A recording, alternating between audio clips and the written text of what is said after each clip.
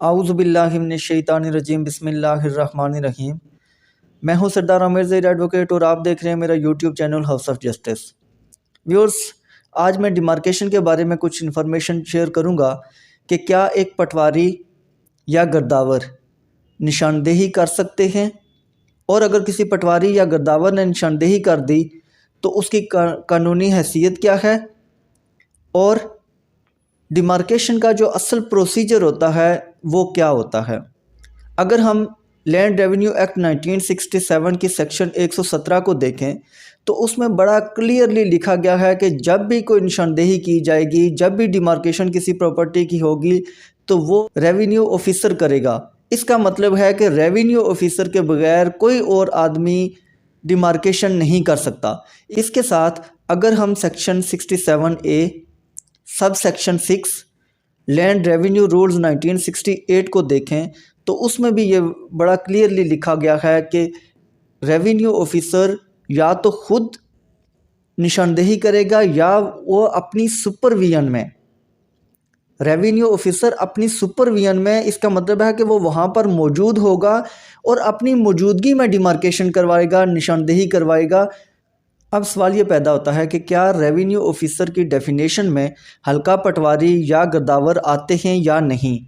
तो उसके लिए अगर हम देखें लैंड रेवेन्यू एक्ट 1967 की सेक्शन 7 को, तो उसमें क्लासेस ऑफ रेवेन्यू ऑफिसर दी गई हैं। मैं आपके सामने वो पढ़ना चाहूँगा कि कौन कौन से रेवेन्यू ऑफिसर की कैटेगरी में आते हैं। नंबर 1 है बोर्ड ऑफ रेवेन्यू, नंबर 2 है कमिश्नर, नंबर 3 है कलेक्टर, उसके बाद number 4 assistant commissioner, number 5 assistant collector first grade, और number 6 assistant collector second grade. तो इस सेक्शन के तहत ये साबित हुआ कि हल्का पटवारी या गिरदावर रेवेन्यू ऑफिसर की डेफिनेशन में नहीं आते, क्योंकि ये जो मैंने आपको 6 लोग बताए हैं इनमें कहीं भी पटवारी या गिरदावर का नाम नहीं आता कि वो रेवेन्यू ऑफिसर हैं। रेवेन्यू ऑफिसर की इसका मतलब है कि पटवारी और गिरदावर डेफिनेशन में नहीं आते। इसका मतलब ये हुआ कि अगर हल्का पटवारी या गिरदावर डिमार्केशन करते हैं तो उसकी कोई कानूनी हैसियत नहीं है, और अगर वो कर देते हैं तो फिर आप विद इन 30 डेज़ उस डिमार्केशन के ख़िलाफ़, उस डिमार्केशन रिपोर्ट के ख़िलाफ़ एसी के सामने अपील फाइल कर सकते हैं।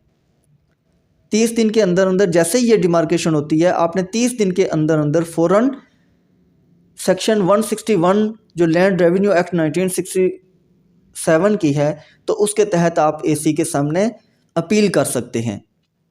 इसके बाद जो मेरी वीडियो का दूसरा हिस्सा था कि डिमार्केशन के लिए प्रोसीजर क्या हो, कि लेट्स सपोज कि कोई ऐसी डिमार्केशन फर्ज किया, आपको ज़रूरत पड़ गई, आप डिमार्केशन करवाना चाहते हैं, तो उसके लिए क्या प्रोसीजर है कि डिमार्केशन अगर आपने करवा ली तो वो कल वो डिमार्केशन रिपोर्ट सेट असाइड ना हो जाए किसी हायर फोरम पर जाके। तो उसके लिए सेक्शन 67A अगर हम देखें लैंड रेवेन्यू रूल्स 1968 का, तो एक प्रॉपर प्रोसीजर दिया गया है। तो अगर आप वो प्रोसीजर अडॉप्ट करते हैं तो आपकी जो डिमार्केशन रिपोर्ट है वो आगे किसी भी जगह पर सेट असाइड नहीं होगी।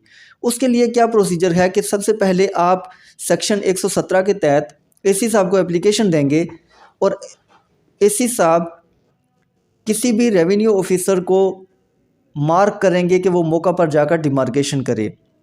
और डिमार्केशन करवाने के लिए जो आप एप्लीकेशन देंगे वो याद रखनी है कि उसमें अपनी प्रॉपर्टी का प्रॉपर खसरा, खेवट, खतूनी नंबर, डिटेल आपने देनी है, मौजा कौन सा है, वो सारी चीज़ें लिखें आप।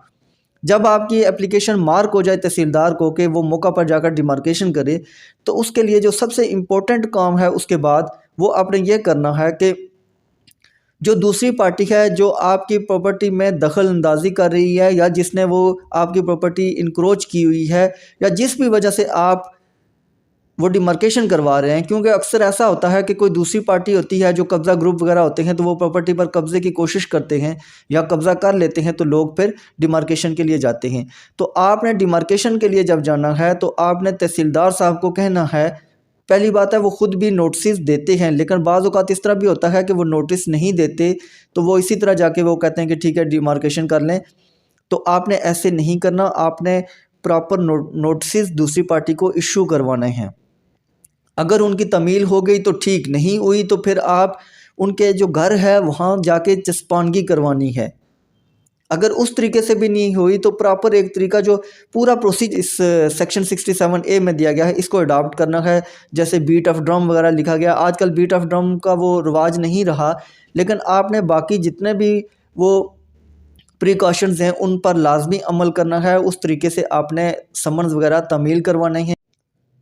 समन में एक चीज़ आपने ये याद रखनी है कि उसमें लिखा जाता है कि डेट, टाइम और दिन, कि किस दिन, किस तारीख को, किस टाइम तहसीलदार साहब मौका पर जाके निशानदेही करेंगे। तो जो टाइम वहाँ पर उस नोटिस में लिखा गया है, आपने उसी टाइम तहसीलदार साहब को कहना है कि वो मौका पर आकर निशानदेही करें। क्योंकि अगर वो किसी और टाइम आएंगे, ये ना हो कि नोटिस में कोई टाइम लिखा हो तो दूसरी पार्टी मौका पर जाकर मौजूद हो, लेकिन आप पहले ही वहाँ पर निशानदेही करके जा चुके हैं या टाइम गुजर गया, दूसरे किसी दिन आगे, तो उसकी भी फिर आगे लीगल वैल्यू नहीं होती। तो जो टाइम प्रॉपर दिया गया है नोटिस में, उसी वक्त जाएँ और वहाँ तहसीलदार साहब अटेंडेंस शीट तैयार करें। उसमें जितने लोग मौका पर मौजूद हैं, जिस पार्टी ने डिमार्केशन करवानी है और दूसरी जो मुखालिफ पार्टी है उसके भी वहाँ पर सिग्नेचर और प्रॉपर एक हाज़िरी शीट तैयार की जाए, तो उनकी मौजूदगी में डिमार्केशन की जाए, उसकी सबसे ज़्यादा अहमियत होती है। जब उनकी मौजूदगी में डिमार्केशन की जाएगी, वो प्रॉपर तहसीलदार साहब फिर ख़ुद अपनी सुपरविजन में 3 जो मुख्तलिफ साइटें हैं उनसे डिमार्केशन करते हैं। उसके अलावा अगर तो वो कोई पॉपुलेटेड एरिया है, वहाँ पर आबादी है, तो फिर एक बात और याद रखनी है कि फिर तहसीलदार भी इस काबिल नहीं होता कि वो ख़ुद डिमार्केशन कर सके। फिर ऐसी सूरत में जहाँ पर आबादी होती है और सारा एरिया वहाँ पर कंस्ट्रक्टेड होता है, तो उसके लिए याद रखनी है कि फिर सर्वे ऑफ पाकिस्तान का एक नुमाइंदा भी मौका पर जाएगा, और वो जो सर्वे ऑफ पाकिस्तान का नुमाइंदा होता है वो फिर तहसीलदार की हेल्प करता है, क्योंकि सर्वे ऑफ पाकिस्तान के पास जो जदीद टेक्नोलॉजी है तो वो वहाँ पर वो उनकी हेल्प करते हैं तहसीलदार साहब की, तो वो फिर डिमार्केशन करेंगे। ऐसा ना हो कि आप पटवारी को ले जाएं या गिरदावर को ले जाएं, मौका पर डिमार्केशन करवा के ले आएँ तो उसकी कोई वैल्यू नहीं होती। दूसरी पार्टी जैसे ही उसके ख़िलाफ़ अपील करेगी तो वो जो रिपोर्ट होती है डिमार्केशन की, अगर गिरदावर या पटवारी ने की है तो वो सेटिसाइड हो जाती है। तो इसलिए आप जहाँ पर इतनी मेहनत कर रहे हैं तो वो कोशिश करें कि प्रॉपर रेवेन्यू ऑफिसर के थ्रू डिमार्केशन करवाएं। रेवेन्यू ऑफिसर जिस तरह मैंने आपको बता दिया है वो कौन से होते हैं, तो रेवेन्यू ऑफिसर के बगैर आपने डिमार्केशन नहीं करवानी, क्योंकि उसमें जस्ट आपका टाइम और पैसा बर्बाद होगा। नेक्स्ट किसी भी जगह पर जब उसके ख़िलाफ़ अपील होगी तो वो सेटिसाइड हो जाएगी। तो ये जब तहसीलदार साहब जब भी डिमार्केशन करेंगे, अगर आपकी प्रॉपर्टी जितनी भी आपकी डॉक्यूमेंट्स आपके पास उसके मौजूद हैं मलकियत के, तो इतनी अगर आपके कब्ज़े में हुई तो ठीक, अगर इससे एक्स्ट्रा आपके किसी और आदमी ने इंक्रोच की हुई है, उस पर कब्ज़ा किया हुआ है, तो फिर तहसीलदार साहब वहाँ पर उस डिमार्केशन की रोशनी में एक नक्शा तफावत बनाएंगे और उसमें लिखेंगे कि आपकी प्रॉपर्टी इतनी थी जिसमें से आपके कब्ज़े में इतनी है, जबकि जो बकिया प्रॉपर्टी है जो किसी और आदमी ने कब्ज़ा किया हो तो उसका सारी डिटेल भी लिख देंगे। तो उससे ये होगा कि फिर आप सिविल कोर्ट में जाके उसका कब्ज़ा वापस हासिल कर सकते हैं।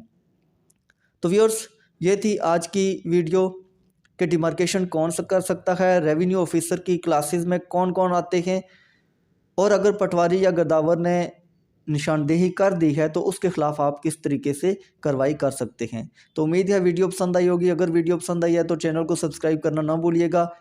कमेंट सेक्शन में अपना फीडबैक भी ज़रूर दीजिएगा। इसी के साथ इजाज़त चाहूँगा। अपनी दुआओं में याद रखिएगा। फ़ी अमानिल्लाह।